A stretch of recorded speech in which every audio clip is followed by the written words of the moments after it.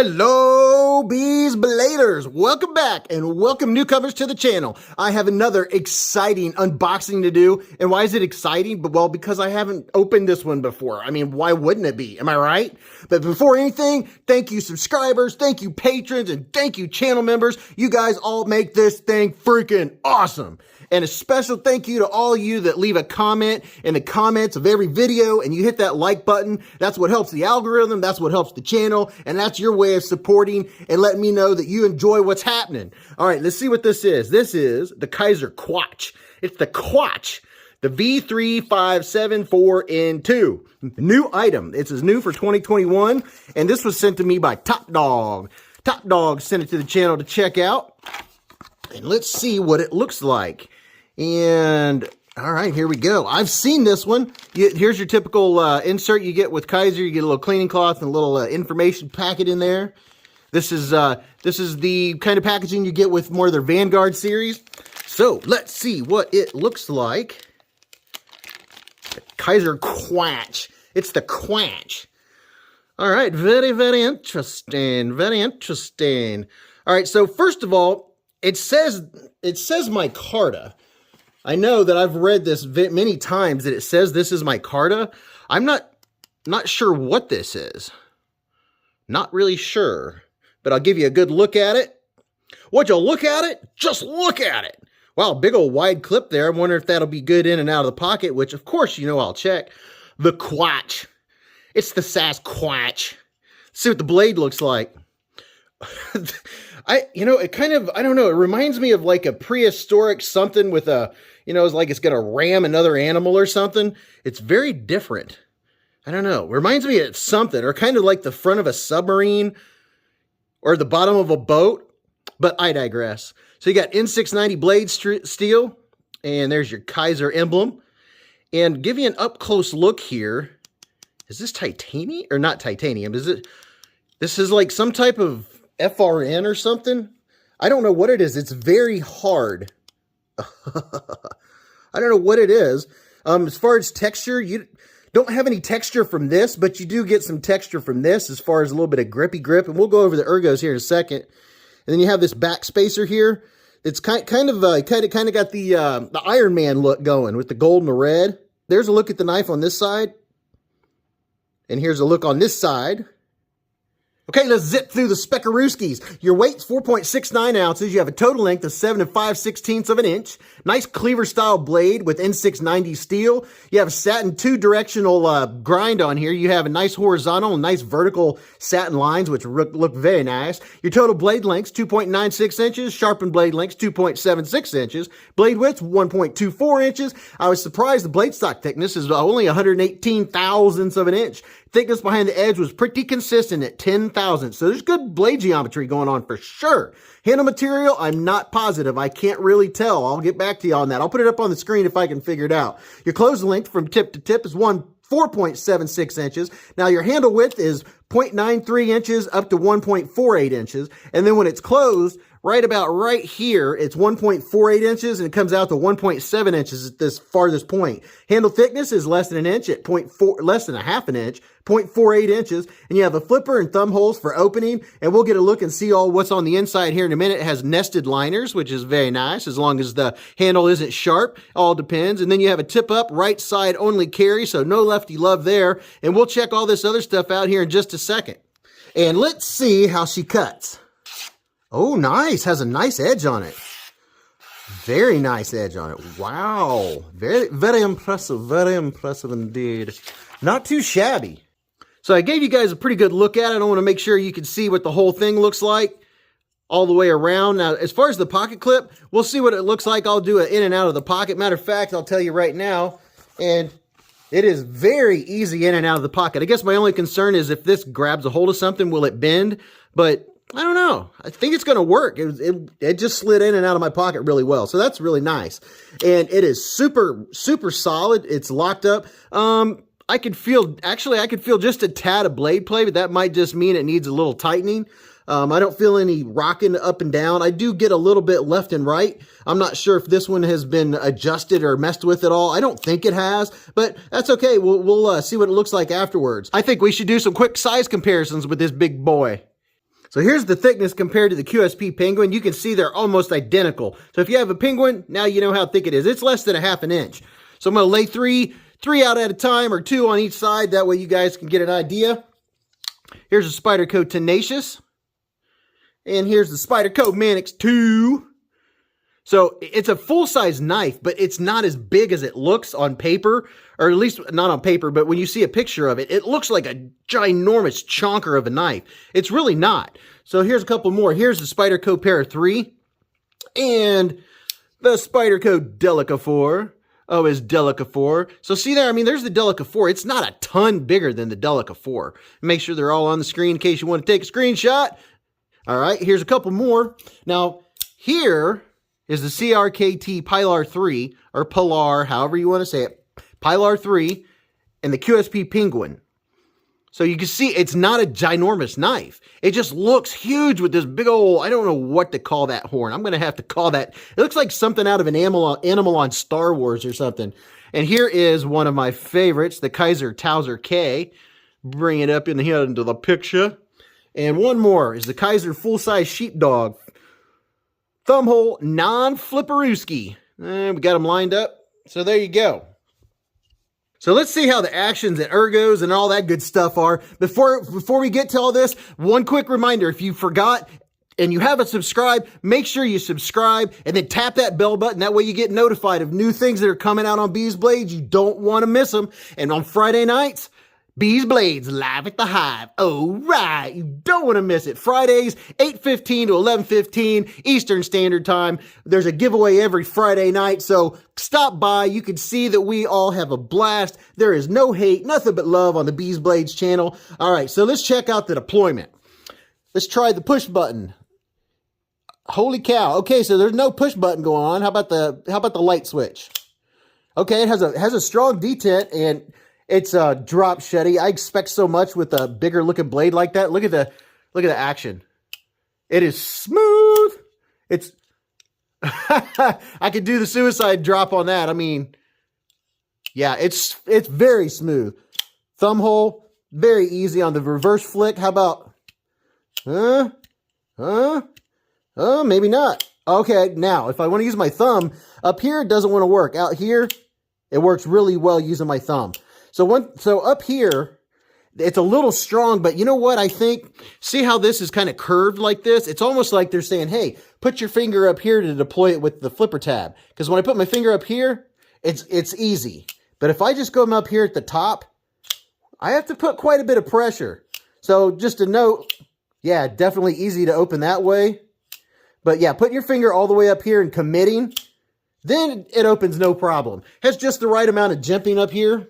And luckily, they have jimping going all the way around. I like it when you don't have a smooth flipper tab. How about left-handed? Yes, no problem left-handed. Easy to shut left-handed. Can I flick it left-handed? Can I do it? Oh, maybe not. I cannot do it left-handed. Detent's too strong for my left hand, so not happening.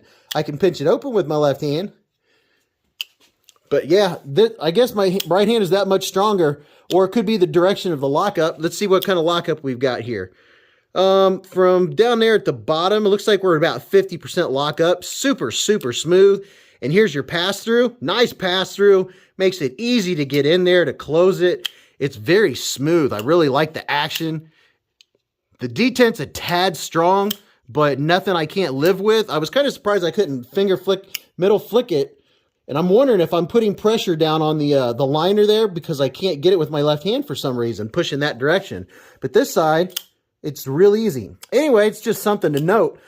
So as far as ergos, my hand from here to here is 4 inches. From here to here is 3.5. From here to here is 7.25.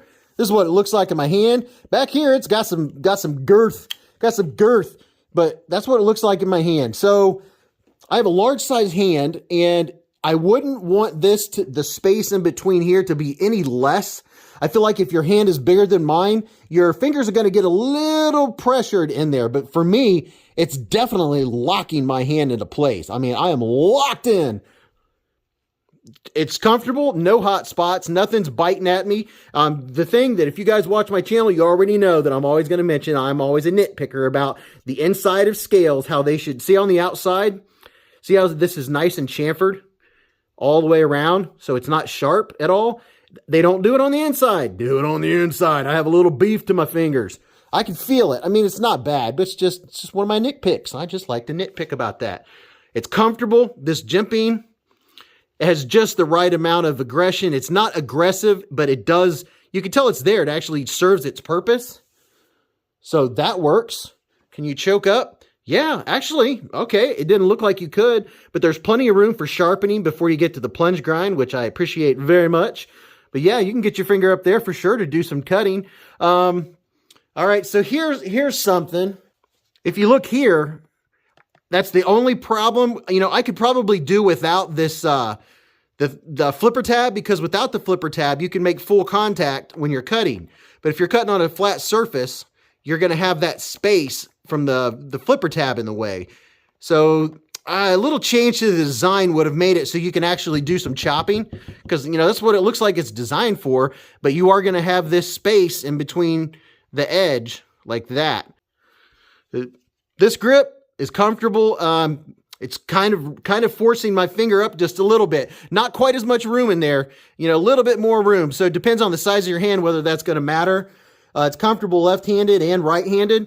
So yeah, not too bad, not too shabby. So what do I like about it? It's different. I like the fact that it's different.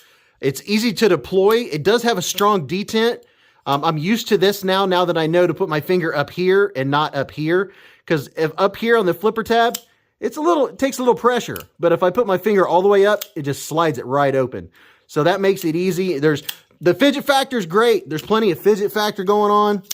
Easy to deploy. Yeah, I mean, the only thing I would say is I just don't know what the handle is, and the detent's a tad strong if you're not used to it.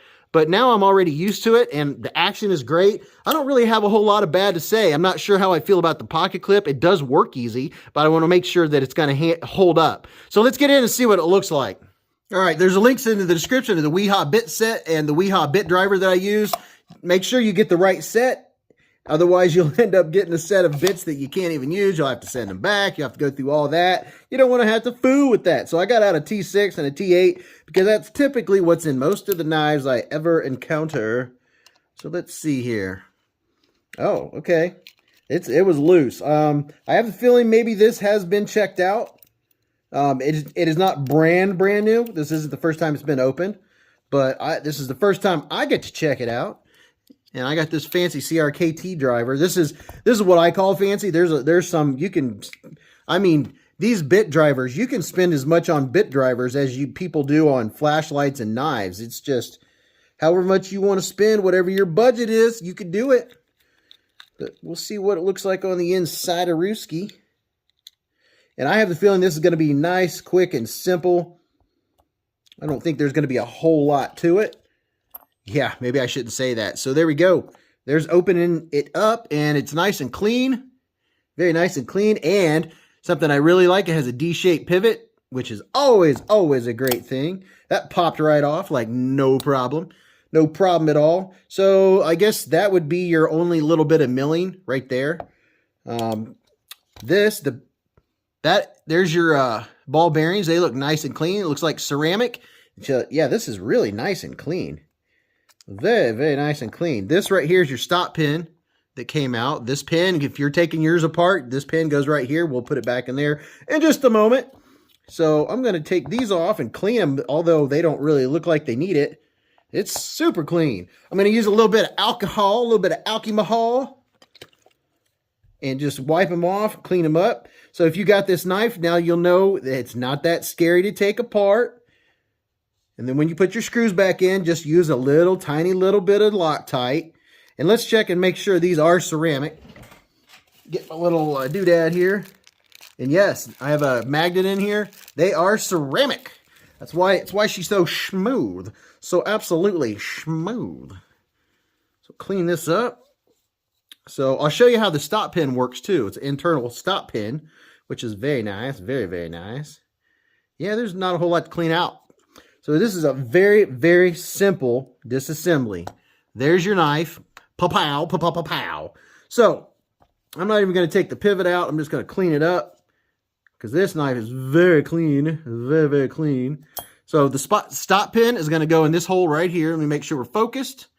So I'm going to put the stop pin right there. So look, let me just show you. I'm going to put the little bit of KPL knife pivot lube. Get you some of this stuff. If you don't have some, there's a link in the description, and you can use 10% off Beez Blade discount code. It's in the description of the video. Get you some of this stuff.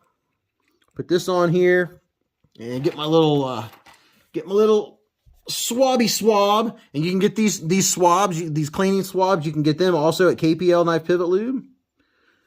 And put a little bit on here. And that's probably plenty. That's all we need. So, I'm going to put this, well, I want to put a drop on this one too. And you don't need much of this stuff.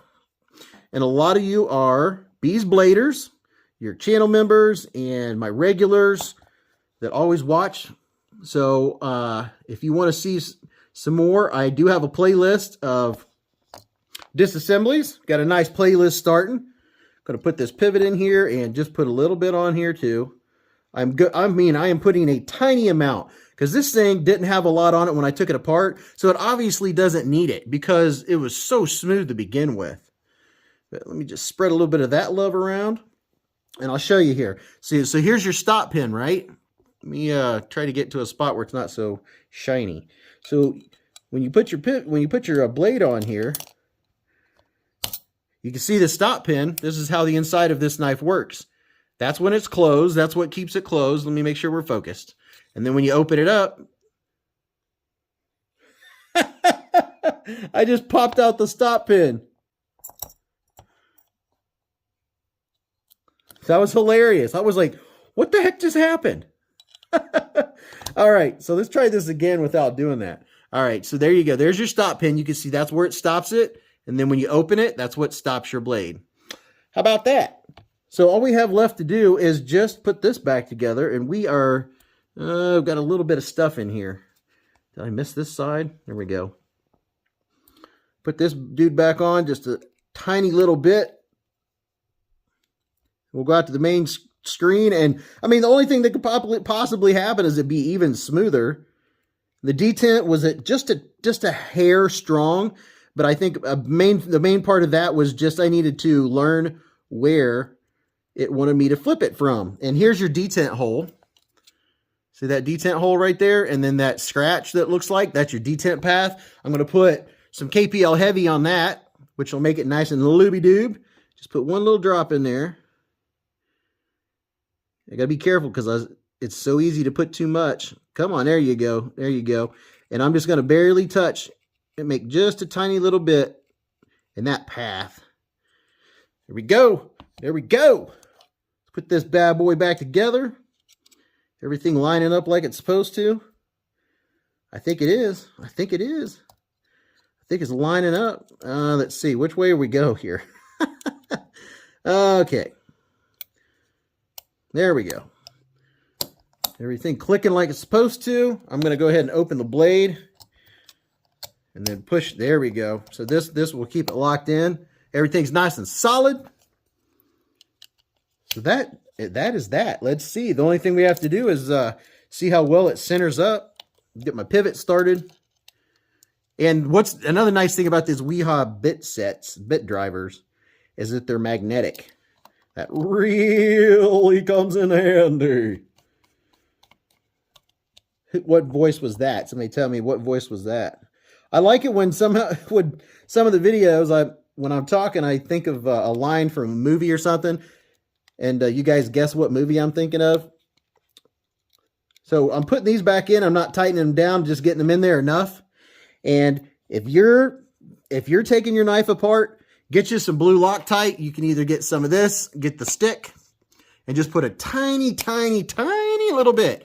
Make sure you get the medium, removable. Don't get the red Loctite. You'll regret it. You'll never be able to take your knife apart again without a lot of hassle.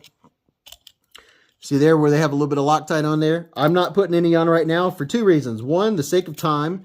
And two, because I check the screws on my knives all the time. All the time. So get this started. I'm not going to tighten it. I'm just getting it in there till it starts. All right, so Now that I know everything's lined up, I'm going to tighten my pivot all the way down. This is how I do it. I'm not a professional, but this is how I do it. And we are centered. You know, it actually is pretty tight tolerances if you think about it. There's not a lot of room on either side. So I have it too tight. It's like, I'm not dropping shut right now, man. Okay, I'm going to loosen that a little bit. Oh, yeah. Oh, yeah. Oh, yeah. Oh, yeah. Tighten my screws up, and we'll go up to the big screen, and I'll give you my final thoughts. That dude tightened in, and I don't crank these. I just, 2 fingers tight, just my index and my thumb. You don't want to crank or strip them. Wouldn't be prudent. Okay, so final thoughts. You guys already know how I feel about it. I don't really have any complaints. The only other thing is, I did just look it up, and it's running for around $62 on Amazon, and you can use the Beez Blades discount code and get $6.20 off of that. So you definitely are in the 50s. And besides this red unknown handle, you can get the black micarta that's in between these two. It's like if these two got married and had a kid, it's the real nice Kizer micarta. So you can get this in the black micarta, and I'll put a link in the description. But other than that, I like it. It's pretty cool. It's very different. It's a conversation piece. The only drawbacks I would say would be, I kind of wish it didn't have the flipper and maybe flatten out this area right up here at the bolster-ish area. And if you did, you could actually chop with it. But right now, the way it is, you don't really have room to do that because of the distance. It came super sharp. It's nice and sharp. It's smooth. It's also a fidgety knife. It's a good fidget knife, good flipper. And I'm just not so sure why it needed such a big, unless they're thinking you're going to use this at the campsite or something, you're going to hang it on a hook. That would be convenient, but you do have a big old lanyard spot there. And when you have it in your pocket, it looks like the Iron Man's getting ready to come out and deploy. But tell me what you guys think about it. What's your take? Do you like it? Do you have one? Are you going to get one? Or what do you think? Remember, live life in the present, keep a Band-Aid handy, and don't cut yourself.